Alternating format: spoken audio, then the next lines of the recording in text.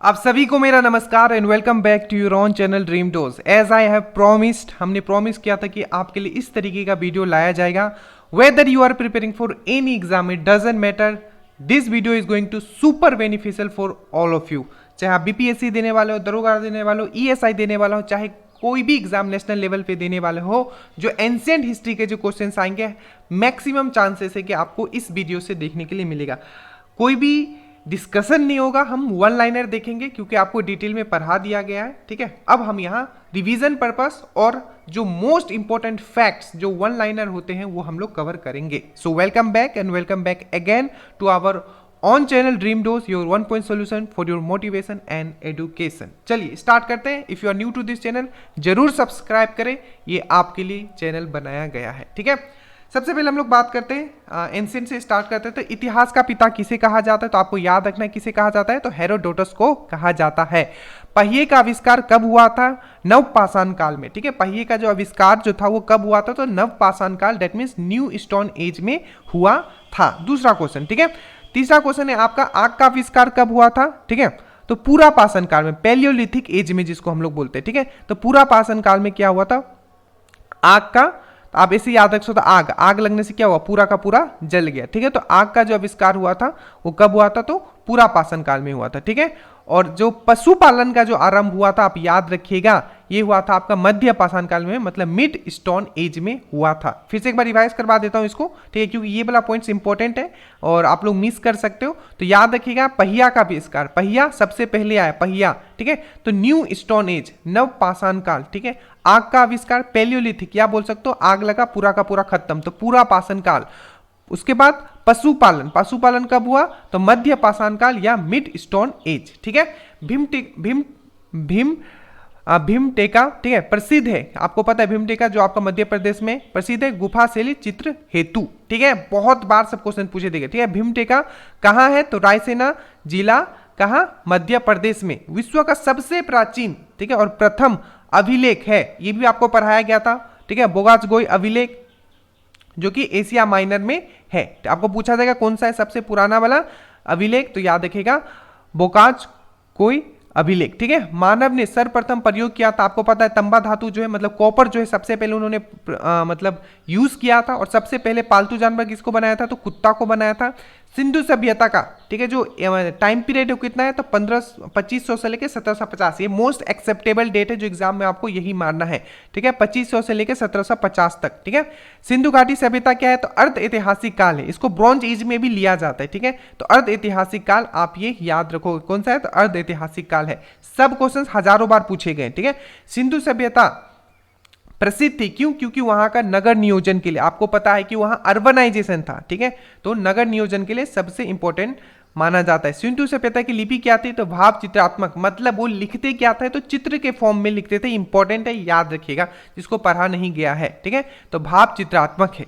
सिंधु सभ्यता के लोग का व्यवसाय, व्यवसाय क्या था? तो कृषि था। मैं एक चीज यहां सेपरेट कर देता हूं, देखो, अगर आपको सिंधु सभ्यता बोले तो कृषि था। ठीक है, फिर से आपका प्री वैदिक, पूर्व वैदिक काल बोले तो पशुपालन था, और फिर उत्तर वैदिक काल बोले तब फिर से कृषि था। ये चीज आप याद रखिएगा, क्योंकि उत्तर वैदिक काल में लोहा आ जाता है। ठीक है, सिंधु वासियों का मुख्य फसल क्या था? तो याद रखिएगा जौ एंड गेहूं। सिंधु सभ्यता का पूर्वी स्थल, सबसे पूर्वी स्थल कौन सा है? ठीक है, मतलब ईस्ट वाला, सबसे ईस्ट साइड कौन सा है? तो आलमगीरपुर, याद रखिएगा मेरठ उत्तर प्रदेश में ये है। सिंधु सभ्यता का पश्चिमी पूर्व स्थल, जो पश्चिम में सबसे लास्ट वाला स्थल कौन सा है? तो आपको याद रहना चाहिए, जो पश्चिम में सबसे लास्ट वाला है बलूचिस्तान में सुतकर गेंडर है। ठीक है, चलो उसके बाद है आपका, याद रखिएगा बहुत इंपॉर्टेंट, सिंधु सभ्यता का उत्तरी, सबसे उत्तर में सबसे लास्ट वाला कौन सा? मांडा जम्मू कश्मीर में है। सिंधु सभ्यता की दक्षिण सबसे लास्ट वाला दाइमाबाद अहमदनगर आपका महाराष्ट्र में। ठीक है, सिंधु सभ्यता थी क्या? थी एक नगरीय सभ्यता थी, हमने आपको बता दिया। सिंधु सभ्यता का विस्तार था त्रिभुजाकार। ठीक है, उसका अगर पूछे कि किस टाइप में था, तो त्रिभुजाकार साइज में था, उसका स्थल बटा हुआ था। ठीक है, सिंधु सभ्यता का प्रमुख बंदरगाह कौन था? तो लोथल था, जो कि गुजरात में, आपको पता होना चाहिए। ठीक है, सिंधु सभ्यता का वृहद स्थल, मतलब वृहद स्थल, वृहद स्थल बोल सकते हो, या बोल सकते हो कि सबसे बड़ा। देखो अब यहां समझ लेना, अगर बोले, ठीक है, ध्यान से समझना, यहां अगर बोले कि सबसे बड़ा स्थल कौन सा था पूरा हड़प्पा सिविलाइजेशन या आप इंडस वैली सिविलाइजेशन या सिंधु सभ्यता का, तो वो था आपका मोहनजोदड़ो। बट अगर भारत में हड़प्पा का सबसे बड़ा स्थल कौन सा, तो वो था आपका राखी गढ़ी। ठीक है, समझ में आया? तो ये दोनों आप याद रखोगे। सबसे बड़ा पूरा का पूरा अगर कंसीडर किया था मोहनजोदड़ो, सिर्फ इंडिया में राखी गढ़ी। सिंधु सभ्यता की सबसे बड़ी इमारत है, ये कौन सा है आपका? मोहनजोदड़ो से जो प्राप्त हुआ है वो है आपका ग्रेट ग्रीनरी। क्या है? ग्रेट अन्नागार जिसको बोलते हैं, ग्रेट ग्रीनरी जिसको इंग्लिश में बोलते हैं। ठीक है, और आपको पता है सिंधु सभ्यता मोहनजोदड़ो जो 1922 में खोजा गया था, ये भी याद रखिएगा। सबसे बड़ा जो इमारत मिला वो भी कहां से मिला है? मोहनजोदड़ो से मिला है। कंफ्यूज होते हो आप लोग, ही क्वेश्चन पूछते हो सर कौन सा था, याद रखिएगा सबसे बड़ा जो था आपका जो इमारत था वो था अन्नागार, जो कि मोहनजोदड़ो से मिला है। ठीक है, मोहनजोदड़ो की खोज किसने किया था? तो राखालदास बनर्जी 1922 में। मोहनजोदड़ो का अर्थ क्या है? तो माउंट ऑफ डेट, ये भी पूछा गया है। तो ये मृतकों का टीला। नर्तकी का कांस्य मूर्ति, ठीक है, नर्तकी का कांस्य मूर्ति कहां से मिला है? तो ये भी एक मिला है, ये भी आपका कहां से मिला है? तो डांसिंग गर्ल जिसको बोलते हैं। ठीक है, डांसिंग गर्ल का स्टेच्यू कहां से मिला है? तो मोहनजोदड़ो से। मोहनजोदड़ो स्थित है, आपको पता होना चाहिए, ये पाकिस्तान में स्थित है। मोहनजोदड़ो से प्राप्त स्मारक, ठीक है, वृत्त स्नानागार, आप याद रखिएगा, ये भी क्वेश्चन पूछा गया कि ग्रेट बाथ, ठीक है, जो कि उन लोग रिलीजियस पर्पस के लिए, मतलब पूजा करने से पहले उसमें नहाते थे। तो मोहनजोदड़ो से प्राप्त जो स्मारक पूछा जाएगा वृत्त स्नानागार, ठीक है, ग्रेट बाथ जो है, ठीक है, वो कहां से मिला है? तो आपको मोहनजोदड़ो से मिला है। सिंधु पूजा, सिंधुवासी पूछते थे, आपको पता है पशुपति को पूछते थे, ये भी याद रखिएगा। हड़प्पा सिंधु सभ्यता के बारे में सबसे पहले जानकारी किसने दी थी? इंपॉर्टेंट, याद रखना, सबसे पहले पूछा जा रहा है यहाँ। ठीक है, तो याद रखिएगा सबसे पहले जो जानकारी दी थी वो थी चार्ल्स मेसन ने दिया था 1826 में। हड़प्पा स्थित है, याद रखना, ट्रिक से याद कराया था, हड़प लिया रावण ने। ठीक है, हड़प लिया रावण, तो रावण से रावी और हड़प से, तो हड़प्पा स्थित कहाँ है? तो आपका रावी नदी के किनारे। हर किसी का याद करवाया हुआ है आपका।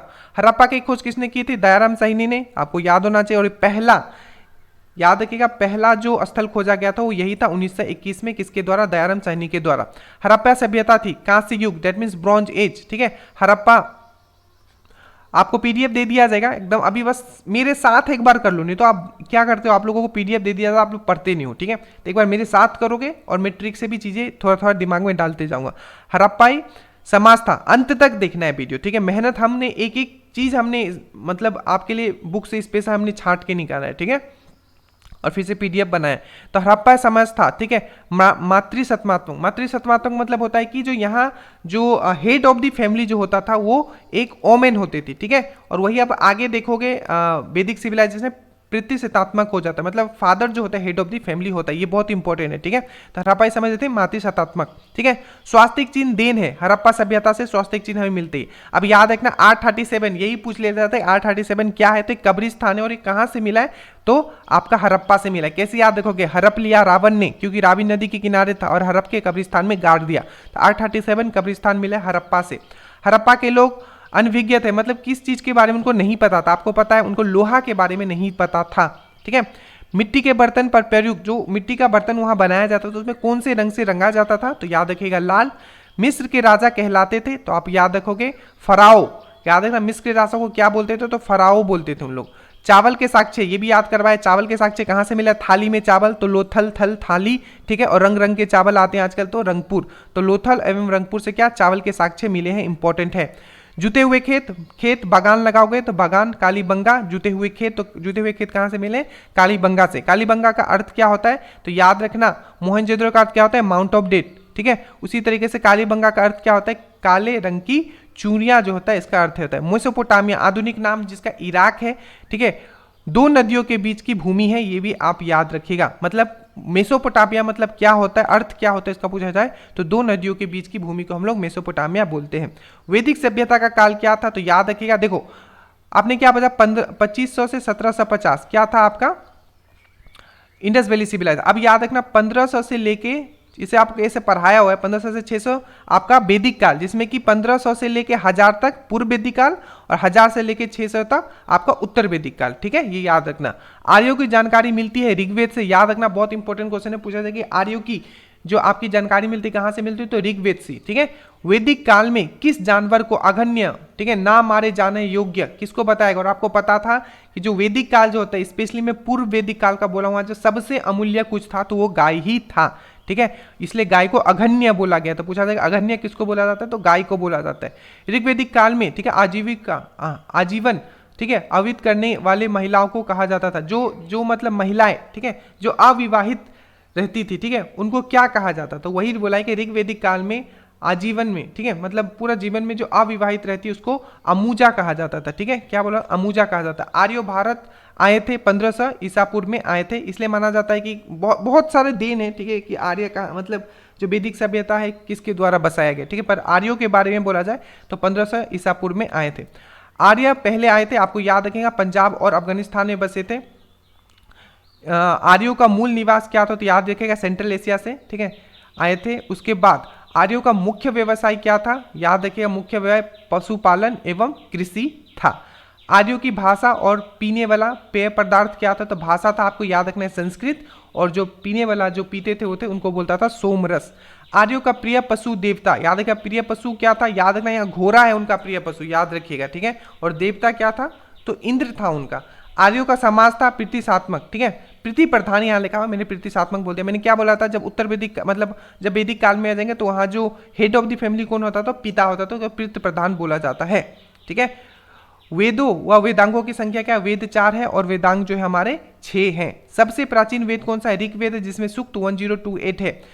ऋग्वेद का संकलन करता किनको बोला जाता है? इंपॉर्टेंट क्वेश्चन है, संकलन करता कृष्ण, देखो कंफ्यूज मत होना, संकलन करता यहाँ पूछा जा रहा है, ठीक है, तो संकलन करता बोला जाता है कृष्ण देव पायन को। ठीक है, और ऋग्वेद रचनाओं को पढ़ने वाला को क्या बोला जाता है? तो हुर्ती बोला जाता है। ठीक है, ये भी बहुत इंपॉर्टेंट है, याद रखिएगा। ऋग्वेद में सर्वाधिक बार कौन सी नदी को, देखो अब यहाँ तो 3 क्वेश्चन बनेंगे, सबसे ज्यादा बार किसके बारे में बताया गया है ऋग्वेद में? तो सिंधु नदी के बीच में, ठीक है, सिंधु के बारे में सबसे ज्यादा बताया गया। और सबसे ज्यादा पवित्र नदी किसको बोला गया है? याद रखना, सरस्वती को बोला गया है। ठीक है, समझ में आया? ऋग्वेद में गंगा और यमुना का उल्लेख कितना बार है? तो गंगा का जो उल्लेख है 1 बार है और यमुना का उल्लेख 3 बार है। ठीक है, ऋग्वेद में, ठीक है, वर्णित प्रमुख देवता मैंने आपको बताया, ऋग्वेद का जो प्रमुख देवता था इंद्र था, जिसको पुरंदर भी बोलता है, किलाओं को तोड़ने वाला। गायत्री मंत्र है, ठीक है, ऋग्वेद के 3रे मंडल में, याद रखिएगा, पूछा जाएगा कि गायत्री मंडल, ठीक है, कौन से वेद में है? तो ऋग्वेद में है। ऋग्वेद के भी कौन से मंडल में है? तो आपको, क्योंकि टोटल आपने 10 मंडल आपने उसमें पढ़ा होगा। ठीक है, गायत्री मंत्र की रचना कौन कौन है? तो विश्वामित्र। गायत्री मंत्र समर्पित है सूर्य देवता सावित्री को, ये समर्पित है। 8वें मंडल की रचनाएं कहलाती है खिल, और इससे भी जो मोस्ट इंपॉर्टेंट है, सोम देवता कौन से मंडल में है? तो याद रखिएगा 9वें मंडल में है सोम देवता। ऋग्वेद में सबसे बाद में कौन सा जुड़ा? तो 10वां मंडल जो है सबसे लास्ट में जुड़ा था। ठीक है, गोत्र शब्द की उत्पत्ति हुई थी, तो उत्तर वैदिक काल में जो है गोत्र शब्द की उत्पत्ति हुई थी, ये सब चीज पढ़ाया हुआ है। उत्तर वैदिक काल में गोत्र का जो है उत्पत्ति हुई थी। उत्तर वैदिक काल में प्रमुख देवता कौन था? याद रखना, जो पूर्व वैदिक काल है उसमें इंद्र जो था इंपॉर्टेंट देवता था, वही उत्तर वैदिक काल में जाओगे तो प्रजापति जो था इंपॉर्टेंट देवता था। गद एवं पद वेद, कौन सा जो वेद है जो गद और पद के फॉर्म में लिखा गया है? तो याद रखना यजुर्वेद जो है गद और पद के फॉर्म में लिखा गया है। यज्ञ संबंधित, ठीक है, विधि विधान किस में है? तो अगेन ये गद और पद जो है जिसमें होगा उसी में यज्ञ वाला होगा, तो ये यजुर्वेद। तंत्र मंत्र आपको पता है अथर्ववेद में है। और भारत संगीत का जनक समवेद में है, आपको पता है। समवेद यजुर्वेद के मंत्रों का उच्चारण करने वाला ऋषि है। तो अब याद रखना, हमने पहले क्या पढ़ा था ऋग्वेद के बारे में, उसका उच्चारण कौन करता था? हुर्ता। ठीक है, और जो आपका समवेद का करता है उद्गाता। ठीक है, समवेद उद्गाता, और जो आपका यजुर्वेद है उसको बोलता है अधार्यु। ठीक है, तो ये दोनों का नाम आप याद रखोगे, बहुत इंपॉर्टेंट है। ठीक है, ऐत्रीय ब्राह्मण संबंधित है, आप ये भी याद रखना, ऐत्रीय ब्राह्मण जो संबंधित है ऋग्वेद से। पंचविश जो ब्राह्मण संबंधित है समवेद से। सब इंपॉर्टेंट क्वेश्चन हम लोग कवर कर लेंगे। ठीक है, गोपत ब्राह्मण जो संबंधित है वो है अथर्ववेद से। फिर से बोलता है ऐत्रीय ऋग्वेद से संबंधित है, और पंचविश जो ब्राह्मण है वो समवेद से संबंधित है, और गोपत ब्राह्मण जो संबंधित है वो अर्थवेद से संबंधित है। ठीक है, समझ में आया? उसके बाद सतपथ जो ब्राह्मण है वो आपका यजुर्वेद से संबंधित है। ठीक है, पुराणों कुल कितने पुराण हैं? आपको याद रखना 18 का अध्ययन करने वाला पहला मुसलमान, ये पूछा जाएगा कि पुराण कितना है, तो टोटल 18 है। ठीक है, जिसमें सबसे पुराना मत्स्य पुराण आगे पर हो गए। ठीक है, बट ऐसा मुसलमान जो पुराणों का अध्ययन किया था, तो याद रखिएगा अलबुरुनी, इसके बारे में मध्यकालीन भारत में पढ़ोगे। पुराणों के संकलनकर्ता को क्या बोलते हैं? याद रखना, जैसे कि ऋग्वेद के संकलनकर्ता, वेदों के संकलनकर्ता को कृष्ण देव पायन बोला जाता है, उसी तरीके से पुराणों के संकलनकर्ता को लोमहर्ष एवं उग्र श्रव कहा जाता है। सबसे प्राचीन पुराण कौन सा है? तो मत्स्य पुराण। मौर्य वंश की जानकारी कहाँ से मिलती है? तो याद रखिएगा मौर्य वंश की जो जानकारी है वो विष्णु पुराण से मिलती है। वहीं सतवाना वंश की कहाँ से मिलती है? आपको याद रखिएगा सतवाना वंश का मत्स्य पुराण। ठीक है, फिर से रिपीट, मौर्य वंश की जानकारी विष्णु पुराण से, सतवाहन वंश की जानकारी मत्स्य पुराण से, ठीक है। गुप्त वंश की जानकारी वायु पुराण से मिलती है, ठीक है। गुप्त वंश की जानकारी कहां से मिलती है? वायु पुराण, क्योंकि जो वायु होता है वो हर गुप्त जगह में पहुंच जाएगा, हर जगह पहुंच जाता है, इस तरीके से याद रखना, ठीक है। उपनिषद विषय वस्तु है दर्शन का, याद रखना दर्शन का। उपनिषद जो किस चीज का वस्तु है? तो दर्शन का, ठीक है। दर्शनों में सर्वाधिक प्राचीन है सांख्य दर्शन, मोस्ट इंपोर्टेंट जो सांख्य दर्शन। अब देखो दर्शनों के बारे में बताएगा। न्याय और सांख्य दर्शन के प्रवर्तक कौन है? तो न्याय हमेशा कौन करता था? गौतम बुद्ध। तो गौतम बुद्ध। संख्या का बात कर रहे हैं 1 to 2, तो पील मैंने बताया था, पील कितना खा? तो 1 पील 2 पील टेबलेट। तो सांख्य दर्शन कपिल। योग दर्शन पतंजलि और मीमांसा जैमिनी। याद रखिएगा बहुत इंपॉर्टेंट है। ब्राह्मण ग्रंथ कर्म कांड से, ठीक है। ब्राह्मण ग्रंथ किससे संबंधित है? तो कर्म कांड से। ये ऊपर जो पढ़ा है प्लीज इसको अच्छे से पढ़ना। एक लाइन इंपॉर्टेंट है, पीडीएफ दे दिया जाएगा। फ्री टाइम में कहीं भी ट्रेवल कर रहे होगे मोबाइल निकाल के रिवीजन करोगे, ठीक है। उपनिषदों की संख्या कितनी है? तो 108 है, ठीक है। प्रमाणिक 13 है, ठीक है, ये याद रखिएगा। उसके बाद सत्यमेव जयते लिया गया मुंडक उपनिषद से। खैर ये तो इजी सा क्वेश्चन आपको पता होगा। अब ये देखना तमसो मा ज्योतिगमय तथा उहुम लिया गया है कौन सा उपनिषद से? तो बृहदारण्यक उपनिषद से लिया गया। थोड़ा टंग ट्विस्टर नेम है, आप इसको समझना, ठीक है। बृहदारण्यक उपनिषद से लिया गया तमसो मा ज्योतिगमय और उहुम, ठीक है। स्मृति ग्रंथों में सबसे प्राचीन है मनु स्मृति, सबसे प्राचीन है, पता होगा। प्राचीन हिंदू विधि लो का ये बुक है, आपको पता होना चाहिए। मनु स्मृति के लेखक है मनु। रामायण के रचयिता है महर्षि वाल्मीकि। रामचरितमानस की रचना तुलसीदास ने की है। भारत का सबसे बड़ा महाकाव्य महाभारत है। महाभारत के रचयिता है महर्षि वेदव्यास। महाभारत का अन्य नाम है जय संहिता, याद रखना जय संहिता महाभारत का एक अन्य नाम है, इंपॉर्टेंट है, मार्क कर दे रहा हूं, ठीक है। महाभारत का फारसी अनुवाद किसने करवाया था? राजनामा, याद रखना महाभारत को राजनामा बोला जाता है, ठीक है। और किसने करवाया था? तो बदयुनी करवाया था। क्या? महाभारत को किसमें? रजनामा में। बाद में करवाया गया, पहले महाभारत निकल गया, ठीक है, बाद में उसको रजनामा में कन्वर्ट किया गया। किसमें? फारसी में। किसके द्वारा? बदयुनी के द्वारा 16वीं शताब्दी में। 16वीं शताब्दी और बदयुनी याद रखना है। रामायण का फारसी अनुवाद बदयुनी, याद रखना जितना भी फारसी अनुवाद करवाया गया है इंपॉर्टेंट एपिक का, एपिक नोबल का, ठीक है, चाहे रामायण हो चाहे महाभारत हो, वो बदयुनी ने करवाया है, ठीक है। चलो, बुद्ध का जन्म कब हुआ था? 563 BC। मरे कम थे तो 483 BC, ठीक है। बुद्ध का मृत्यु कब हुआ? 483 BC। बुद्ध की मृत्यु की घटना को क्या कहा जाता है? तो महापरिनिर्वाणा से इसको बताया जाता है। याद रखिएगा बुद्ध की मृत्यु की घटना महापरिनिर्वाणा, और इसको कौन से सिंबल से दिखाया जाता है? तो स्तूपा जो बनाया जाता है तो उनके सिंबल से दिखाया जाता है। बुद्ध के पिता सुदोधन शाक्य कुल से थे। बुद्ध की माता माया देवी जो कि कोल्या वंश से थी, पर इसको पालती कौन है? तो प्रजापति गौतमी, ठीक है, उनकी मौसी। तो बुद्ध की माता महामाया गौतमी कोल्य वंश, ठीक है। बुद्ध का अन्य नाम क्या है? तो आप बता सकते हो सिद्धार्थ या तथागत है, ठीक है, ये भी इंपॉर्टेंट है। बुद्ध का प्रथम गुरु कौन था? तो अलारा कर्मा, ठीक है। बुद्ध के प्रिय घोड़ा और सारथी का नाम क्या है? तो घोड़ा का नाम था कंथक और सारथी का नाम था चन्ना, ठीक है। बुद्ध के गृह त्याग की घटना को क्या कहा जाता है? तो यहाँ इसको कहा जाता है जब वो घर छोड़ते हैं तो उसको बोला जाता है महाविनिष्क्रमण, जिसको चक्र से दिखाया जाता है, ठीक है। नहीं सॉरी, चक्र से नहीं दिखाया जाता, उसको घोड़ा से दिखाया जाता है। चक्र जो है पहला उन्होंने जो उपदेश दिया था उससे दिखाया गया था, ठीक है। तो बुद्ध के गृह त्याग का प्रतीक क्या है? आपका घोड़ा। उसी तरीके से वो जो मरते हैं उसका प्रतीक क्या है? तो स्तूपा।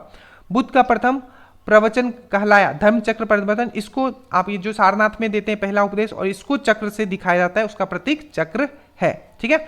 बुद्ध का ज्ञान की प्राप्ति हुई बोध गया में, याद रखना कहाँ हुआ? बोध गया में, निरंजना रिवर के किनारे, ठीक है, पीपल वृक्ष के नीचे। बुद्ध ने प्रथम उपदेश दिया था सारनाथ में, आपको पता है डियर पार्क सारनाथ में दिया था। बुद्ध ने उपदेश दिया था पाली भाषा में, मोस्ट इंपॉर्टेंट, याद रखना इन्होंने पाली भाषा में दिया था, बहुत इंपॉर्टेंट है, ठीक है। वही जो आपके आगे हम लोग पढ़ेंगे उसके बाद, ठीक है, तो कंफ्यूज होते रहोगे। बुद्ध ने सर्वाधिक उपदेश दिए थे, याद रखना सबसे पहला उपदेश कहाँ दिया? तो सारनाथ में। सबसे ज्यादा उपदेश कहाँ दिया? तो श्रावस्ती में, ये भी यूपी में ही आता है, ठीक है, उस समय का। बुद्ध ग्रंथों में सबसे प्राचीन ग्रंथ है त्रिपिटक, याद रखना सबसे प्राचीन ग्रंथ है त्रिपिटक। त्रिपिटक ग्रंथ है बुद्ध के उपदेशों का संग्रह है। बुद्ध धर्म में त्रिरत्न, इंपॉर्टेंट, सुपर इंपॉर्टेंट, पूछा था क्या? बुद्ध धर्म और संघ त्रिरत्न है, ठीक है, याद रखिएगा। बुद्ध धर्म संघ जो त्रिरत्न है बुद्ध धर्म का। बुद्ध धर्म ग्रहण करने वाला प्रथम महिला कौन थी? तो उसकी जो दूसरी माता थी प्रजापति गौतमी, वही थी जो प्रथम महिला थी जिन्होंने बुद्ध धर्म ग्रहण किया था। बुद्ध चरित्र किनके द्वारा लिखा गया? तो अश्वघोष के द्वारा लिखा गया। सब ट्रिक से आपको याद करवाया हुआ है। प्रथम बौद्ध संगति कब हुआ था? 483 ईसा पूर्व में हुआ, आपको पता होना चाहिए। उस समय राजा कौन था? तो अजातशत्रु के शासनकाल में। कहाँ हुआ? तो राजगृह में हुआ। कहाँ हुआ? 483 कहाँ हुआ? राजगृह में हुआ, अजातशत्रु के शासनकाल में। द्वितीय कब हुआ? 383। मरे कब थे? 483, उसके बाद 383, उसके बाद 250 BC और उसके बाद 1 ईस्वी। ठीक है, तो पहला 483 राजगृह अजातशत्रु, दूसरा आपका वैशाली में, ठीक है, काला अशोका, और तीसरा आपका पाटलिपुत्र में 250, याद रखना डेट भी, ठीक है, 250 और किसके शासनकाल में? 250 पाटलिपुत्र में, ठीक है, अशोका के शासनकाल में। चौथा कब हुआ था? प्रथम ईस्वी में हुआ था, प्रथम शताब्दी, और ये कहाँ हुआ था? कश्मीर में हुआ था। और कुंडल, देखो ये जो लिखा हुआ है ना, ये एग्जैक्ट डेट है, ठीक है, बहुत जगह गलत दिया होता है, कुछ कुछ अलग भी, पर एग्जाम में इसी तरीके से आपको पूछा जाएगा। तो चतुर्थ बौद्ध संगति, ठीक है, ईस्वी की प्रथम शताब्दी, और किसके शासनकाल में? कनिष्क के शासनकाल में, कुंडलवन कश्मीर में हुआ था। प्रथम बौद्ध संगीत के अध्यक्ष कौन थे? तो महाकश्यप, ठीक है, दूसरा का साबाकामी, तीसरा का मुगलीपुत्र तीसा, और चौथा का वसुमित्रा। ये बहुत इंपॉर्टेंट है, श्योर शॉट यहां से क्वेश्चन पूछा जाएगा, अभी जो जितना कर पाए, ठीक है। बुद्ध के पूर्व जन्म पर आधारित पूछा जाता है कि जातक जो ये बुक है कौन से धर्म से रिलेटेड है? तो ये आपका बुद्ध से, इसमें जो पूर्ण जन्म की बातें की गई है बुद्ध, क्योंकि आपको याद होना चाहिए कि जो बुद्ध धर्म था वो पूर्ण जन्म में विश्वास रखता था, ठीक है, वो भगवान में विश्वास नहीं रखता था, लेकिन ठीक है। बौद्ध का पवित्र ग्रंथ है जातक, याद रखिएगा। बौद्ध धर्म का पूजा स्थल है चैत्य, देखो जहां वो पूजा करते हैं, जैसे हमारा टेम्पल होता है, ठीक है, हिंदुओं का, ठीक है, मंदिर, उन लोगों का क्या होता था? चैत्य। और जहां मॉन्क रहते थे, ठीक है, जहां जो मॉन्क उनको जो मतलब पालन करने वाला, उसको क्या बोला जाता था? विहार बोला जाता था, ठीक है, तो चैत्य मठ। एशिया का ज्योतिपुंज किसे कहा जाता है? तो गौतम बुद्ध को कहा जाता है। जैन धर्म के संस्थापक एवं प्रथम तीर्थंकर कौन थे? याद रखिएगा, बहुत इंपॉर्टेंट है कि जैन धर्म के संस्थापक एवं प्रथम तीर्थंकर, जिसको हम लोग ऋषभ देव भी बोलते हैं, आदिनाथ भी बोलते हैं। टोटल कितने तीर्थंकर आए थे जैन धर्म का? 24 तीर्थंकर थे, ठीक है। तो जैन धर्म के संस्थापक एवं प्रथम तीर्थंकर ऋषभ देव, अन्य आदिनाथ। जैन धर्म के वास्तविक संस्थापक महावीर, जो कि 24वें संस्थापक थे। जैन धर्म के 22वें कौन थे? तो अरिस्थेनिस। और देखो बहुत सारे हैं, हमने आपको याद भी करा है, पर यहाँ जितना दिया एटलीस्ट इतना आपको याद रखना है। जैन का 22वां अरिस्थेनी, 23वां पारसनाथ, और 24वां आपको पता है महावीर। पारसनाथ जो कि उनके 23वें थे, उनको ज्ञान की प्राप्ति कहाँ हुई थी? तो समेत पर्वत पर हुई थी। पारसनाथ के द्वारा 4 शिक्षाएं दी गई थी, सत्य, अहिंसा, असत्य और अपरिग्रह। बट जो 5वां ऐड किया गया था ब्रह्मचार्य, ये ऐड किया गया था किनके द्वारा? याद रखिएगा, महावीर के द्वारा ऐड किया गया था। जैन धर्म के अंतिम 24वें तीर्थंकर महावीर थे। महावीर की पत्नी का नाम यशोदा था, ठीक है, याद रखिएगा। और आपका देखो अब यहां से कनेक्ट करना, ठीक है, कि महावीर का तो वाइफ का नाम यशोदा था और उनके वाइफ का नाम क्या था? बुद्ध का तो यशोधरा, ठीक है। उसी तरीके से उनका जन्म कब हुआ था? तो उनका जन्म हुआ था आपका कितना? 563 BC में, और इनका जन्म क्या हुआ है? 590। यहाँ देखो 590 दिया, पर एग्जाम में 540 BC आया था, जो बिहार का एग्जाम एक्साइज वाला में था, ठीक है। तो 590 नहीं दिया होगा, तो 540 BC याद रखना, ठीक है। तो महावीर की पत्नी यशोधरा का जन्म, मतलब महावीर का जन्म, ठीक है, पत्नी नहीं, पत्नी सिर्फ यहाँ ब्रैकेट में दिया। तो महावीर का जन्म हुआ था कुंडाग्राम वैशाली में, याद रखना, इनका वैशाली में हुआ था, उनका लुम्बिनी में हुआ था, ठीक है, नेपाल में। 599 ईसा पूर्व में। महावीर की मृत्यु कहाँ हुई? पावापुरी में, ठीक है, ये सब बिहार में इनका हुआ है। तो 468 BC, ये डेट सेम रहेगा हर जगह, ये वेरी हो सकता है, 540 भी लिखा होगा, 599 भी लिखा। महावीर का बचपन का नाम क्या था? तो वर्धमान। महावीर किस राजघराने से? तो क्षत्रिय से। इनका कुल क्या था? तो महावीर के पिता का नाम सिद्धार्थ था, ठीक है, याद रखिएगा। जो कि अगर कंपेयर करोगे तो सिद्धार्थ हम लोग किनको बोलते थे? महात्मा बुद्ध को भी बोलते थे, ठीक है। और कौन से कुल के थे? तो जात्रिक कुल के थे, और वो शाक्य कुल के थे। महावीर की माता त्रिशला, जो कि लिच्छवी की थी, और वो कोल्य की थी, उनकी माता, ठीक है। महावीर के पुत्र का नाम क्या था? अनुजा और प्रियदर्शनी, ठीक है। और महावीर स्वामी को ज्ञान की प्राप्ति हुई थी कहाँ? जम्बकी ग्राम रिजुपालिका नदी के किनारे, और उनको कहाँ हुआ था? निरंजना नदी के किनारे। पीपल वृक्ष के नीचे उनका हुआ था, इनको साल वृक्ष के नीचे जम्बकी ग्राम में हुआ था। जैन धर्म के पूर्ण ज्ञान के शब्द, जिनको मतलब जैसे कि उन बोला जाता है कि जैन धर्म में अगर आपने पूरा ज्ञान प्राप्त कर लिया तो आपको कैवल्य की प्राप्ति हो जाती है। तो कैवल्य जो वर्ड है यूज होता है आपका जैन धर्म में, ठीक है। महावीर ने प्रथम उपदेश दिया था, याद है, उन्होंने सारनाथ में दिया था, इन्होंने राजगिरी में दिया था। प्रथम शिष्य और अनुयायी कौन थे? जामली, ये दामाद थे, क्योंकि ये जो कौन था? जो प्रियदर्शनी मैंने बोला, उनका ही ये हस्बैंड होते हैं, ठीक है। तो प्रथम शिष्य या अनुयायी जो आपका जैन धर्म का था वो कौन था आपका? तो वो था आपके इनका ही दामाद, प्रियदर्शनी का हस्बैंड जामली, ठीक है। महावीर और बुद्ध दोनों ने उपदेश दिया था, याद रखिएगा महावीर और जो बुद्ध था, कौन सा ऐसा राजा था जिनके समय में दोनों ने दिया था, तो याद रखिएगा मगध नरेश बिंबिसार जो कि हरेंग वंश के फाउंडर है। जैन धर्म के त्रिरत्न, आप देखो उसमें भी त्रिरत्न मतलब बुद्ध धम्म संघ। अब ये देखना ये क्वेश्चन पूछा जाता है, लोग गलत करके आते हैं। सामायिक दर्शन, सामायिक ज्ञान और सामायिक आचरण, ये बुद्ध धर्म से रिलेटेड नहीं, इस बार मेंस में आई थिंक किसी एग्जाम में पूछा गया था, ये जैन धर्म से रिलेटेड, ठीक है, जैन धर्म का त्रिरत्न। और बुद्ध धर्म का त्रिरत्न था बुद्ध धम्म और संघ। जैन धर्म को दो संप्रदाय में बट गया था, आपको पता है, वो है श्वेतांबर और दिगंबर। श्वेतांबर कौन थे, तो श्वेतांबर किनके अंदर में थे, तो आपको स्थूलभद्र, और दिगंबर किसके अंदर थे, तो भद्रबाहु। जैन तीर्थंकरों की जीवनी, आप याद रखना दो चीज, कल्पसूत्र और भगवती सूत्र, ये दोनों बुक, फिर से बोल रहा हूँ, कल्पसूत्र एंड भगवती सूत्र, ये दोनों जो है जैन धर्म से रिलेटेड है, ठीक है। तो जैन तीर्थंकर की जीवनी का उल्लेख है कल्पसूत्र में, ठीक है। कल्पसूत्र की रचना की थी किसने, भद्रबाहु ने, याद रखोगे किसने की थी, भद्रबाहु ने। जैन साहित्य को कहा जाता है अगम, याद रखना, उसमें जैसे कि जातक अगर बुक किससे रिलेटेड है तो आप बोलोगे किससे रिलेटेड है, तो बुद्ध धर्म से। उसी तरीके से आपका अगम जो रिलेटेड है, ठीक है, अगम जो रिलेटेड किस धर्म से रिलेटेड है, तो क्या बोलोगे आप, जैन धर्म जो रिलेटेड है, जैन धर्म से अगम जो है रिलेटेड है, ठीक है, समझ में आया।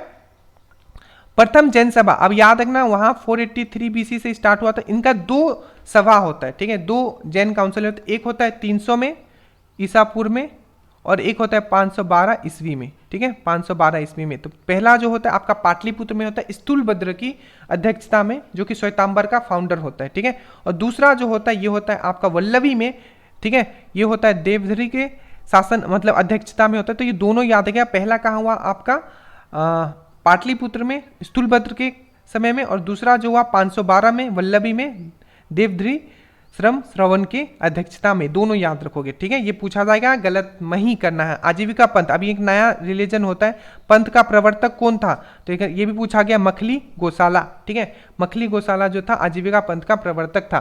भगवान, ठीक है, और भगवत और वैष्णव धर्म के प्रवर्तक कृष्णा, याद रखिएगा। और श्रीमद् भगवत गीता के किस लैंग्वेज में लिखा गया है, तो याद रखिएगा संस्कृत में।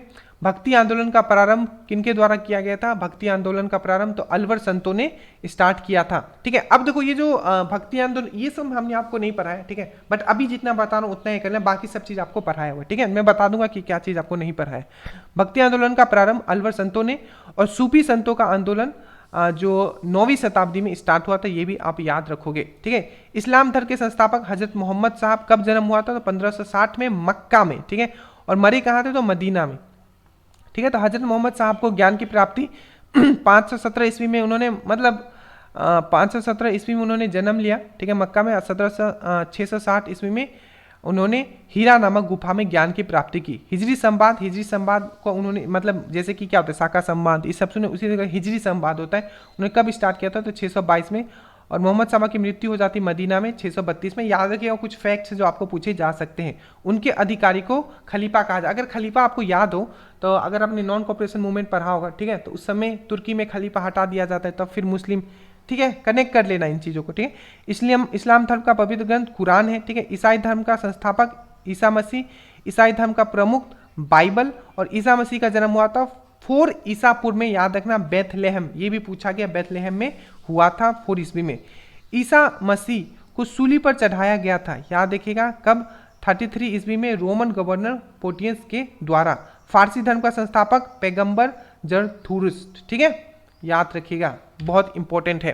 फारसी का धार्मिक ग्रंथ, ये बहुत बार पूछा गया, ठीक है, जैन अवेस्ता, फारसी का धार्मिक ग्रंथ जैन अवेस्ता। 16 महाजनपदों की सूची मैंने बता दिया। अगर बुद्ध के बोले, देखो 16 महाजनपद आपने पढ़ा, अगर बुद्ध ग्रंथ का बात किया तो कौन से में मेंशन है 16 महाजनपद के बारे में, तो अंकुतर निकाय में मेंशन है। वही जैन धर्म का बात किया जाए तो भगवती सूत्र में है, याद रखना, भगवती सूत्र में 16 महाजनपदों के बारे में बताया गया है, और बुद्ध ग्रंथ का बात किया जाए तो अंगुत्तर निकाय में बताया गया। अवंती और ये सब पढ़ाया हुआ है, ठीक है, 16 महाजनपद और उनके राजधानी पूरा याद कर लेना, एक क्वेश्चन श्योर मिलेगा। अवंती का क्या था, तो उज्जैन था। आंगन में चंपा नाची था, आंगन का अंग का क्या था, चंपा। कौशल का श्रवस्ती, मल का कुशीनगर, ठीक है, वत्स का कौशाम्बी, और सूरसेन का मथुरा। सब ट्रिक से आपको याद करवा, एकदम घबराना नहीं। वज्जी का वैशाली, और गंधार का आपको तक्षशिला, ठीक है। मगध के सबसे प्राचीन वंश का संस्थापक, देखो मगध के सबसे प्राचीन वंश का संस्थापक ये वृहदर थे महाभारत के हिसाब से भी, बट वास्तविक संस्थापक अगर पूछा जाए तो ये है आपका आपका बिंबिसार। मगध की प्रथम राजधानी ग्रीबज, ठीक है, ये भी पूछा गया था बीपीएससी में इस बार, ठीक है, कि मगध की प्रथम राजधानी क्या थी, तो ग्रीबज थी, ठीक है, राजगिरी। हर्यंक वंश का संस्थापक बिंबिसार। बिंबिसार का हत्या अजातशत्रु उसके बेटे ने किया था। अजातशत्रु को ये भी याद रखना, ये भी पूछा गया है कि अजातशत्रु को कुनिक भी बोला जाता है, इसलिए मैं वीडियो बना रहा हूँ ताकि मैं बता दूं कि क्या क्या पूछा गया है स्पेशली। तो अजातशत्रु को कुनिक भी कहा जाता है, जो कि इसका हत्या उदयन ने की थी, उदयन इसका ही बेटा था। पाटलिपुत्र की स्थापना किसने की थी, उदयन ने की थी। कहाँ की थी, तो गंगा और सोन के संगम पे पाटलिपुत्र का स्थापना हुआ था। हर्यंक वंश का अंतिम राजा, ठीक है, हर्यंक वंश का अंतिम राजा तो नागदशक। याद रखना, हर्यंक वंश का सबको पता होता है कि बिंबिसार ने किया है, पर आखिरी कौन था, हे हे। अगर सांप देख ली तो आप लोग क्या बोलते हैं, हे, तो नाग को भगाते तो है हर्यंक नागदशक, आप याद रखना, ठीक है। उसके बाद हम लोग बात करते हैं शिशुनाग वंश का। अगेन आपको पता है शिशुनाग आते हैं तो शिशुनाग का शिशुनाग ही है, ठीक है। उसके बाद नंद वंश का संस्थापक इंपॉर्टेंट है, महापद्मा नंदा। नंद वंश अंतिम शासक कौन था, धनानंद। एक क्वेश्चन पूछा जाता है कि जब सिकंदर ने आक्रमण किया था तब कौन राजा था, तो धनानंद था, याद रखिएगा, ठीक है। अष्ट अध्याय प्रसिद्ध कृति है, किनके द्वारा लिखा गया, आपको याद रखना है, पनिनी, ये भी याद करवाएं। अष्ट अध्याय किनके द्वारा लिखा गया, पनिनी के द्वारा। भारत का प्रथम आक्रमण किया गया था ईरानियों के द्वारा, याद रखिएगा, भारत पर प्रथम आक्रमण।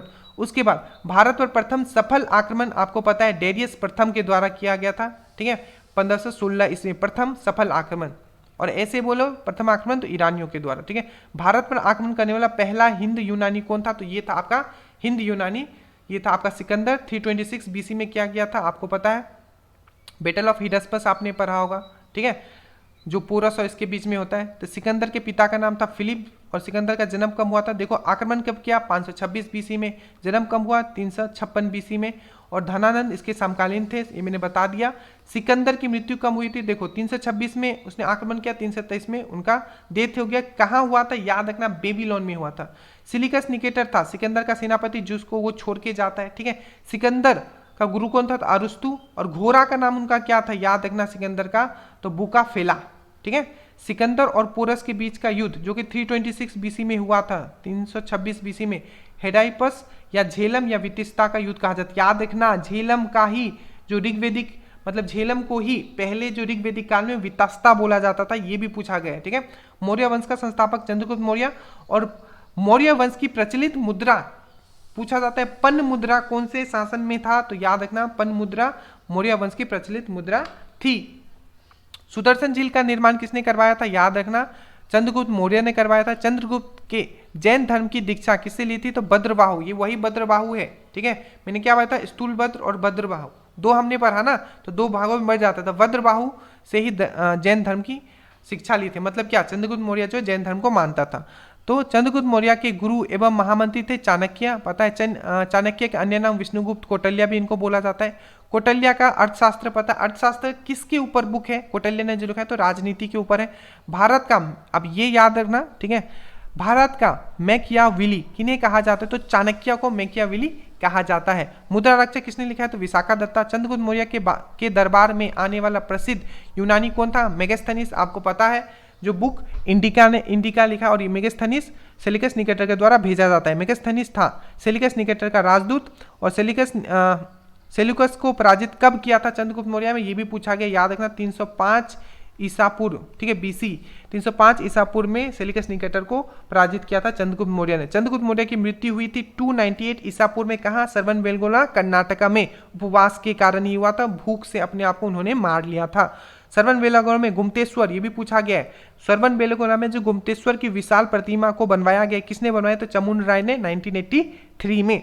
चंद्रगुप्त का पुत्र और उत्तराधिकारी कौन था, तो था आपका बिंदुसार। कौन था, बिंदुसार। बिंदुसार का बेटा फिर अशोका आएगा, याद रखिएगा। इनको अमित्रघात भी बोला जाता था, किनको, बिंदुसार को, ठीक है। डेमेस्कस भारत आया था, पूछा जाएगा कि डेमेस्कस किसके शासनकाल में आया था, तो याद रखना, बिंदुसार के समय में आया था। बिंदुसार अनुयायी था, याद रखना, बिंदुसार अजीविका संप्रदाय का अनुयायी था, ये इंपॉर्टेंट क्वेश्चन है। बिंदुसार का पुत्र अशोका था, अशोका का मगध पे गद्दी पे कब बैठा, तो याद रखिएगा 269 में बैठा, और 261 में कलिंगा का युद्ध भी लड़ता है।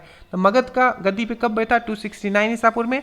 अशोक ने धम्म की स्वीकार कब किया था, याद रखना, धम्म का स्वीकार कब करता है, जब वो कलिंग युद्ध के बाद करता है, 261 ईसा पूर्व में। अशोक ने बुद्ध धर्म के प्रचार के लिए श्रीलंका भेजा था अपने पुत्र को, और पुत्री को महेंद्र और संघमित्रा को भेजा था, ठीक है। एक पीपल का पेड़ लेके भेजते हैं वहां के राजा को देने के लिए। तो शिलालेख का प्रचलन कब से स्टार्ट हुआ आपको पता है, पूरा शिलालेख का बाद जो है आपका प्रचलन जो पूरी तरीके से स्टार्ट हुआ अशोका के समय। शिलालेख में प्रयुक्त भाषा इंपॉर्टेंट सुपर इंपॉर्टेंट प्राकृत भाषा का शिलालेख में यूज किया गया है। खरोष्ठी लिपि लिखी जाती है दाएं से बाएं तरफ, वही ब्राह्मी लिपि लिखी जाती है आपका बाएं से दाएं की तरफ, ठीक है। अशोका के शिलालेख 14 शिलालेख था, आपको याद रखिएगा।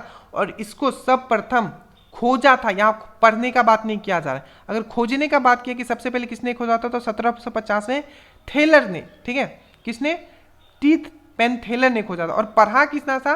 1750 में खोजा गया, ठीक है, टी पेन थेलर के द्वारा। और पढ़ा किसके द्वारा गया? 1837 में जेम्स प्रिंसेप के द्वारा, ठीक है। तो अशोका का सबसे लंबा स्तंभ कौन सा? याद रखना, सबसे जो लंबा स्तंभ है वो है आपका स्तंभ लेख है, वो है आपका 7वां। अशोक का सबसे छोटा रुम्बदई लेख जो सबसे छोटा है, रूम में घुस जाएगा यार, ये तो रूम में घुस जाएगा, इतना छोटा है, तो रुम्बदई। अशोक का नाम अशोक है, देखो सब जगह उन्होंने जितना भी उसका अभिलेख है उसमें सब में वो प्रियादर्शनी के नाम से जाने जाते हैं, पर अशोक का नाम एज ए अशोक कहाँ कहाँ लिखा गया है? तो अशोक ही आपका मास्की, जो माँ ने उसको नाम दे दिया वही नाम रहेगा, तो मास्की, अशोक मास्की में लिखा हुआ है।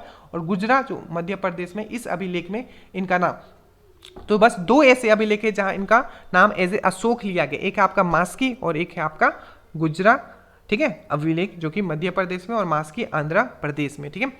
अभिलेखों में अशोक को कहा गया है देव नाम प्रिया। अशोक ने स्वयं को मगध का सम्राट कहा है, कौन से अभिलेख से पता चलता है कि उन्होंने सबको अपने आप को सम्राट कहा है? तो बाबू, अरे बाबू हूं मैं, ठीक है, तो बाबू से वाबरू, बाबू हूं मतलब क्या? सम्राट हूं यार, तो वाबरू अभिलेख जो कि राजस्थान में है, ठीक है, राजस्थान राजा, और ये भी राजा बनने की बात कर रहा है। तो कालिंग युद्ध का वर्णन है 13वें शिलालेख में। सांची स्तूप जो कि मध्य प्रदेश में किसने निर्माण कराया था? अशोक ने करवाया था। बरहुत स्तूप है, ठीक है, बरहुत स्तूप याद रखना, ये कहाँ है आपका? अशोक कालीन, और ये मध्य प्रदेश में है। श्रीनगर की स्थापना किसने की थी? अशोक ने की थी। अशोक की मृत्यु कब हो गई? 232 BC में हो गया। मौर्य वंश का अंतिम शासक आपको पता है बृहदर्थ, इसको हटा के कौन आता है? शुंग वंश, मैंने आपको बताया था, ये सब पढ़ाया हुआ है। अब ये क्या था? ब्राह्मण साम्राज्य से था। तो शुंग वंश का स्थापना पुष्यमित्र शुंग। शुंग शासकों की राजधानी थी विदेशा, ठीक है, विदेशा जो था इन लोग का क्या था? आपका राजधानी था। पुष्यमित्र शुंग ने, ठीक है, अश्वमेघ यज्ञ करवाया था, याद रखना, ये भी एक ऐसा इंपॉर्टेंट क्वेश्चन है कि पुष्यमित्र शुंग ने अश्वमेघ यज्ञ करवाया था और 2 बार करवाया था, ठीक है। महाभाष्य के रचयिता है, याद रखना, महाभाष्य इंपॉर्टेंट क्वेश्चन है। पतंजलि ने। शुंग वंश का अंतिम शासक देवभूति, ये भी पूछा गया है। कण्व वंश का संस्थापक, ये भी पूछा गया, वासुदेव। और कण्व वंश का अंतिम सुशर्म जो अंतिम शासक था, सतवाना, ठीक है, ठीक है, आंध्रा वंश का संस्थापक, आपको पता है सतवाना का सिमुख, 100 पर सतवाना, 100 पर समुख, पूछा गया, सब क्वेश्चंस पूछे गए। सतवाना वंश का राजधानी कहा? तो प्रतिष्ठान महाराष्ट्र में, ठीक है। का महानतम शासक कौन था? तो याद रखना, गौतमी पुत्र सतकर्णी जो था वो सतवाना वंश से ही था, सतवाना सतकर्णी, याद रखिएगा। और इन्होंने जो अपना राजधानी बनाया था प्रतिष्ठान महाराष्ट्र, ठीक है। सीसा का सिक्का चलवाया था, पता है, सबसे पहले सीसा का सिक्का जो चलवाया था वो सतवानों ने चलवाया था। ब्राह्मणों को भूमि दान देने की परंपरा भी शुरुआत किसने किया था? सतवानाओं ने किया था। सतवानाओं की भाषा और लिपि थी, याद रखना, ये भी बहुत इंपॉर्टेंट है, जो भाषा थी वो प्राकृत थी, बट जो लिपि थी वो थी ब्राह्मी लिपि थी। हाथीगुम्बा अभिलेख, ठीक है, उत्कीर्ण कार्य था, किसका कार्य था? कलिंग नरेश खरवेल का। पूछा जाएगा हाथीगुम्बा अभिलेख किससे रिलेटेड? तो कलिंग नरेश खरवेल से। भारत पर आक्रमण करने वाला विदेशी था, सीक्वेंस याद रखोगे यहाँ, हिंद यूनानी, शाक, पल्लव और आपका खुशान, हिंद यूनानी, शाक और पल्लव और खुशान।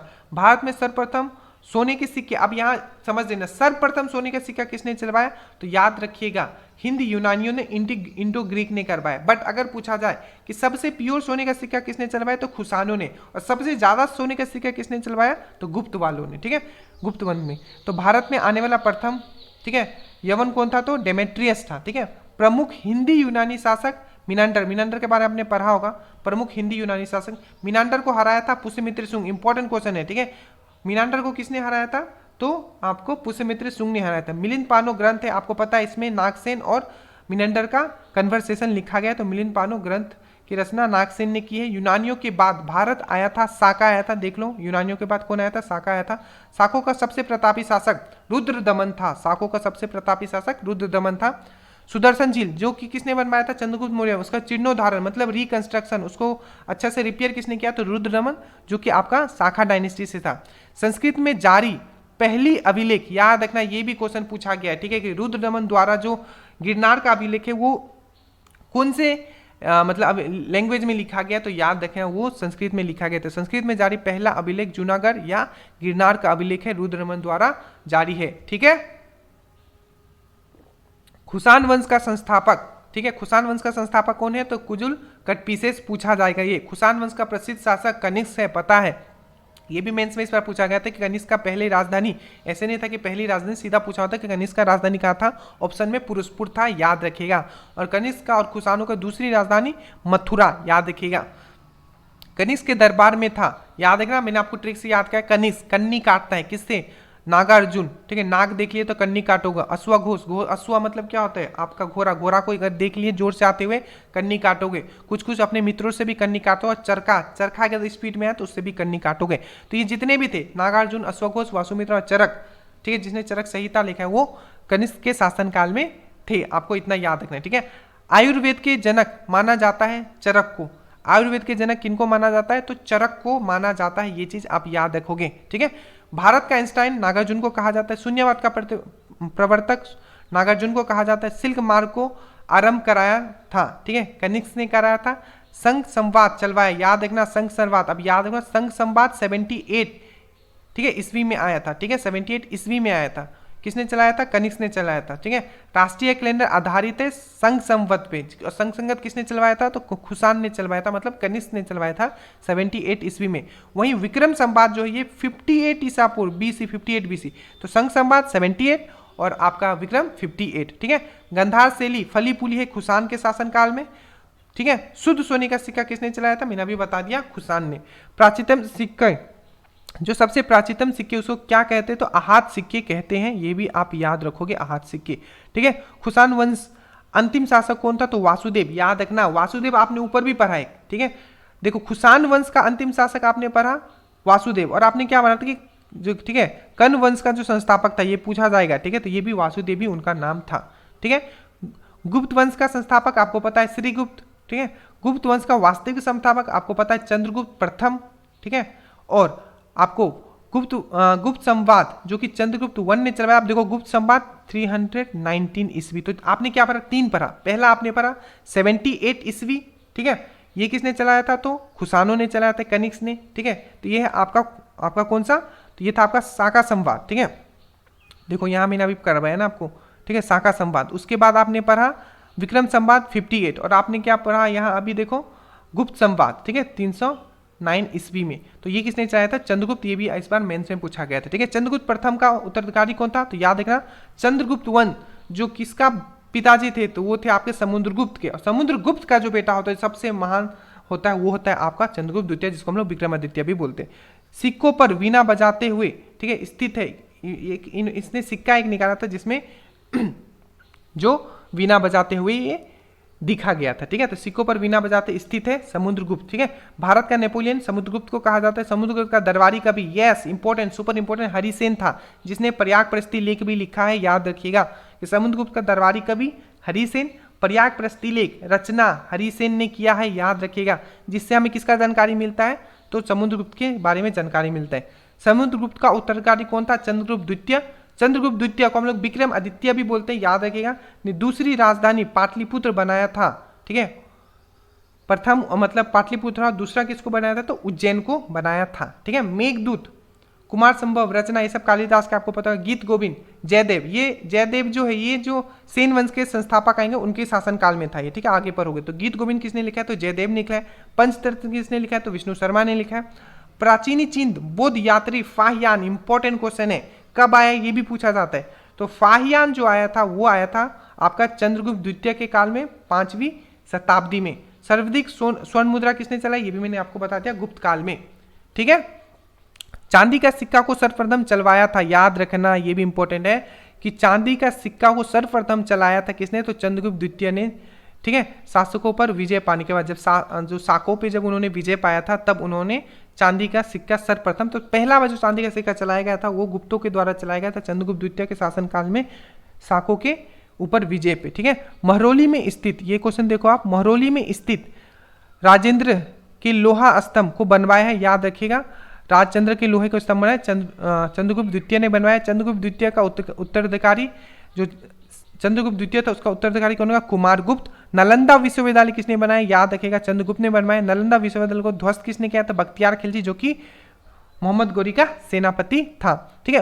हुनों को पराजित किया था, याद रखना, ये बहुत इंपॉर्टेंट क्वेश्चन है। कुमारगुप्त के बाद स्कंदगुप्त आता है, और हुनों को जो पराजित किया था वो किसने किया था, तो ये स्कंदगुप्त ने किया था। गुप्त वंश का अंतिम शासक कौन था, तो विष्णुगुप्त। गुप्त काल की राजकीय भाषा क्या है, याद रखना, राजकीय भाषा क्या था गुप्त काल का, तो संस्कृत था। गुप्त काल में भूमि राजस्व कितना था, याद कर लो, 1/6। प्राचीन भारत का स्वर्ण युग किसे कहा जाता है, गुप्त काल को कहा जाता है, याद रखिएगा, ठीक है। प्राचीन भारत का स्वर्ण युग किसे कहा जाता है, तो गुप्त काल को। मंदिर बनाने का कला का जन्म हुआ है, याद रखिएगा, मंदिर बनाने का जो कला का जन्म हुआ है गुप्त काल में। गुप्तकालीन, ठीक है, रजत मुद्रा कहलाती थी रूपक, याद रखना, गुप्त काल में जो रजत मुद्राएं जो होती थी वो कहलाती थी रूपक। अब याद रखना, रजत वाला तो आपने समझ लिया, रजत मतलब रूपक, ठीक है। और स्वर्ण को क्या कहलाता था, तो दिनार। स्वर्ण का देखोगे तो क्या बोलो, देना देना देना, तो दिनार, ठीक है। पुष्य, तो गुप्तकालीन स्वर्ण मुद्रा क्या कहलाती थी, दिनार। पुष्यभूति और वरदान वंश, याद रखना, पुष्यभूति और वरदान वंश का संस्थापक कौन था, तो पुष्यभूति था। वास्तविक संस्थापक प्रभाकर वर्धन को माना जाता है, इसलिए वरदान वंश भी इनको बोला जाता है। हर्षवर्धन, आपको पता है हर्षवर्धन के बारे में, जिसको पुलकेशिन द्वितीय हराते भी हैं। तो हर्षवर्धन अन्य नाम, ठीक है, शीलादित्य ने अपनी राजधानी थानेश्वर से स्थापित किया था कन्नौज में, याद रखना ना, जो हर्षवर्धन था, ठीक है, क्या किया था इसने, अपना जो थानेश्वर से कन्नौज अपना राजधानी स्थापित कर लिया था, ठीक है। ये वाला हर्षवर्धन वाला फिर नहीं पढ़ाया हुआ, बट कोई बात नहीं, अभी बस क्वेश्चंस पे ध्यान दो। भूमि देने की जो, अब ये इंपॉर्टेंट है, ठीक है, भूमि देने की जो सामंती प्रथा, ठीक है, भूमि देने दान वाला जो देता था वो सतवाना देता था, ठीक है, बट समंती प्रथा जो स्टार्ट किया गया था वो किया गया था हर्षवर्धन के शासनकाल में।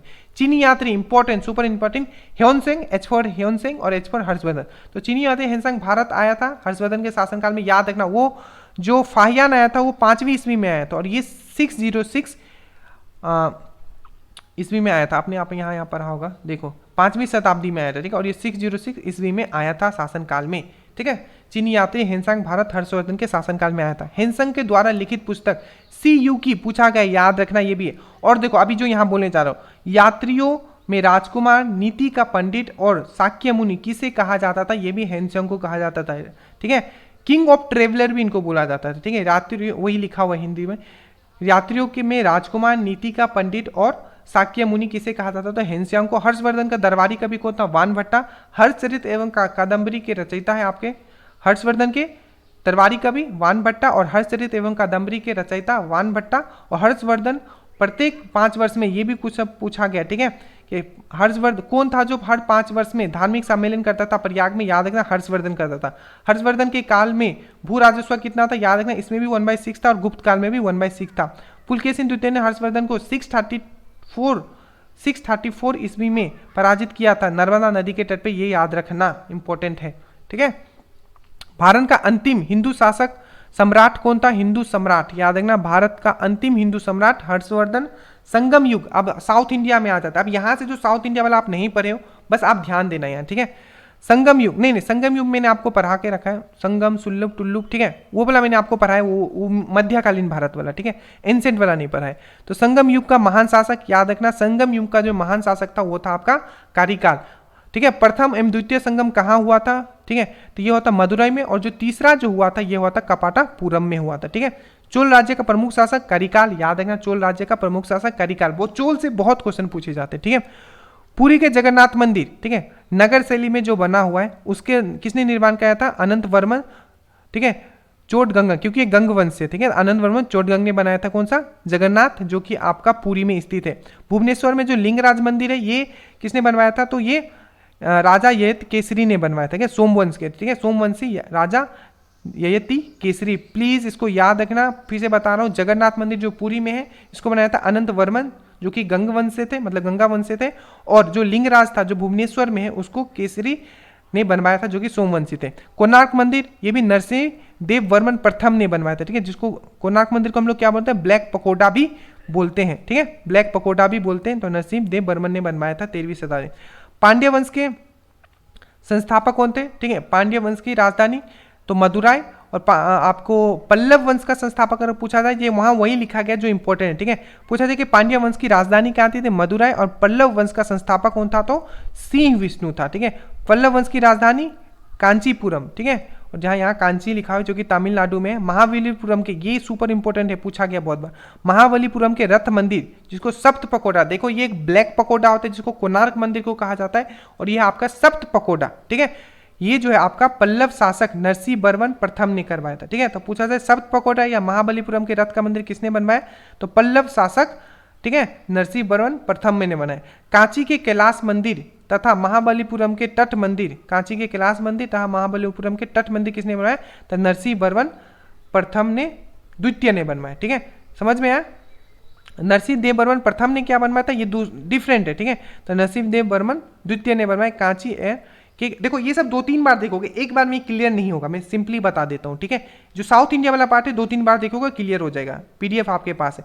कांची के कैलाश मंदिर, ठीक है, तथा महाबलीपुरम के तट मंदिर का निर्माण नरसिंह वर्मन द्वितीय ने किया था। पल्लव वंश का अंतिम शासक अपराजित था, ठीक है। वातापी के, आपने पता होगा 2 तरीके का आपने चालुक्य पढ़ा होगा, ठीक है, उसमें वातापी के चालुक्य का जो संस्थापक था वो था आपका वातापी जयसिंह, ठीक है, और वातापी और बदामी के चालुक्य की राजधानी थी आपका वातापी का महान शासक कौन था, तो पुलकेशिन द्वितीय, जिसने हर्षवर्धन को हराया था।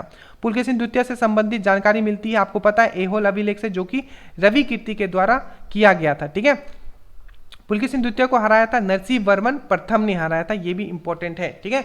नरसिंह वर्मन प्रथम के बारे में आपने जस्ट अभी ऊपर देखा, ठीक है, तो कौन से वंश से थे इन लोग, तो पल्लव वंश से थे, ठीक है, समझ में आया। चलो, तो पुलकेशिन द्वितीय को किसने हराया था, नरसिंह वर्मन ने हराया था। वेगी के चालुक्य, ठीक है, वेगी के चालुक्य का संस्थापक था विष्णुवर्धन, ठीक है, वेंगु के चालुक्य, ठीक है, कौन था आपका विष्णुवर्धन था।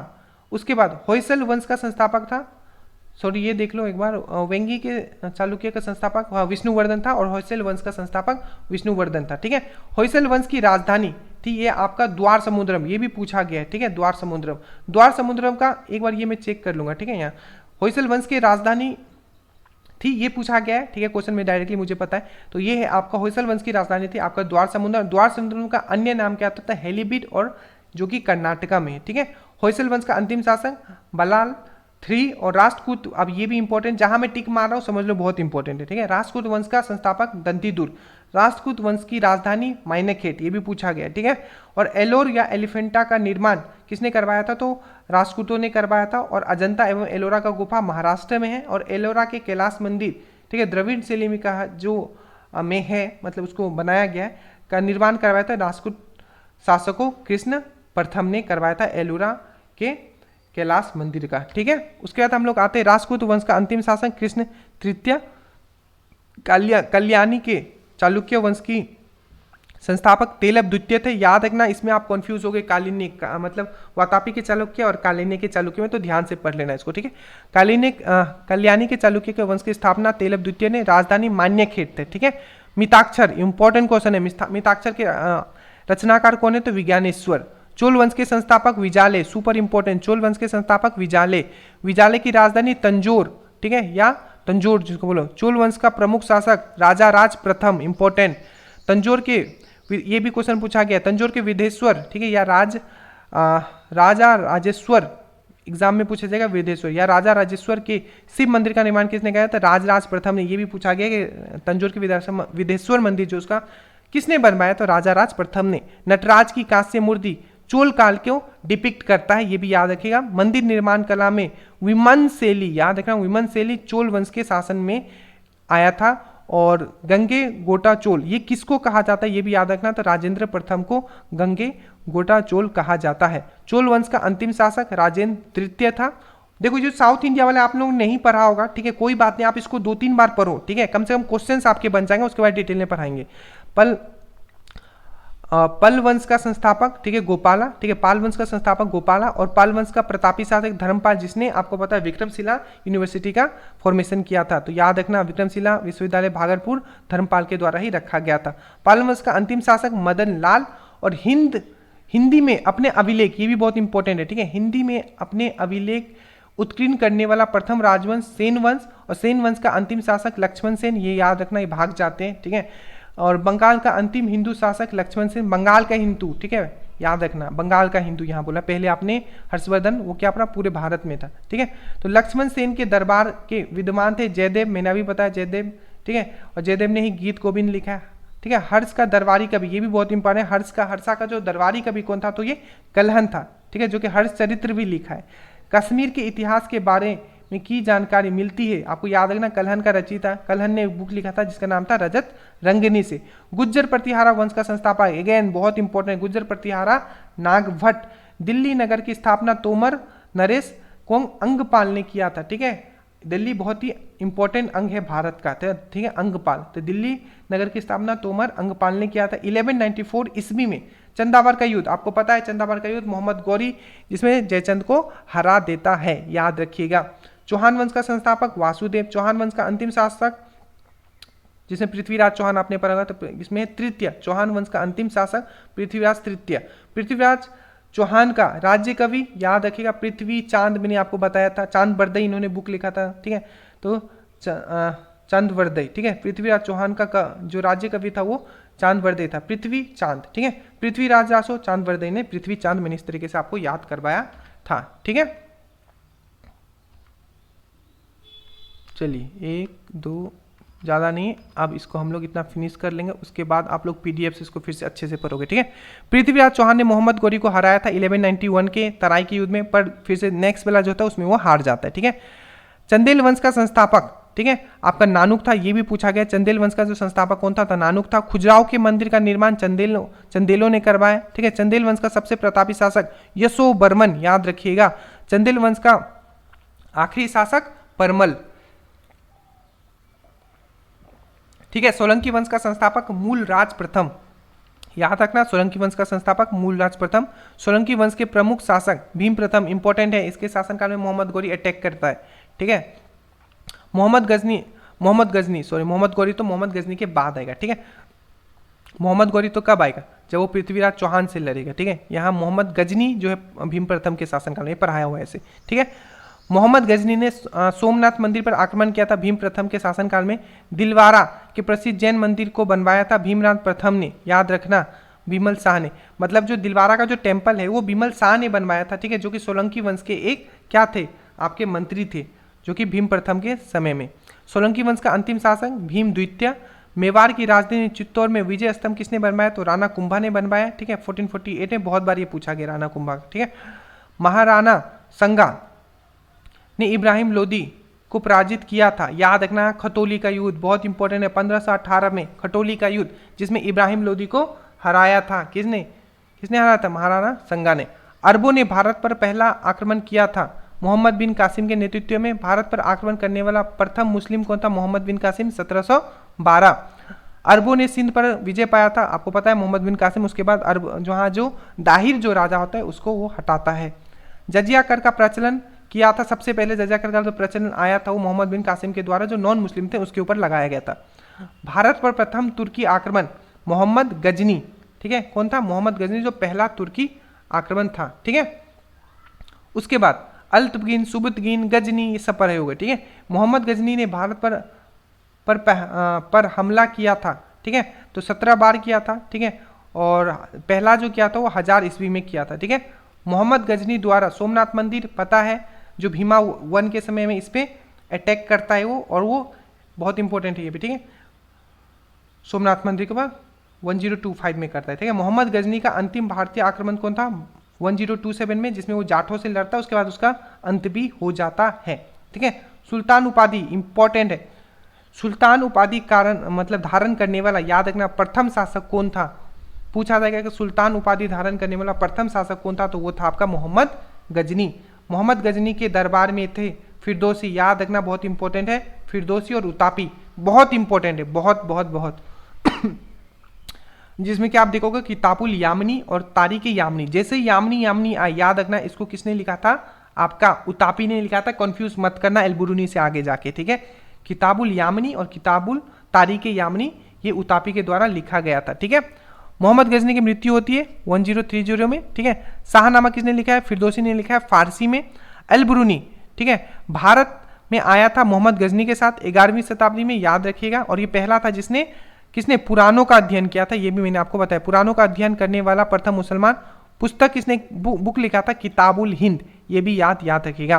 भारत में मुस्लिम साम्राज्य का संस्थापक, ये जितने भी आते हैं गजनी, ठीक है, ये सिर्फ लूटने आते हैं। संस्थापक जो पहला होता है मुस्लिम को जो भारत में करता है वो करता है आपका मोहम्मद गौरी, जो कि आगे किसको छोड़ के जाता है, कुतुबुद्दीन ऐबक को, ठीक है। तो मोहम्मद गौरी ने भारत पर प्रथम आक्रमण किया था 1175 में, याद रखना, कंफ्यूज मत होना, ये मत समझना कि मोहम्मद गौरी ने सिर्फ डायरेक्टली पृथ्वीराज चौहान से लड़ा था।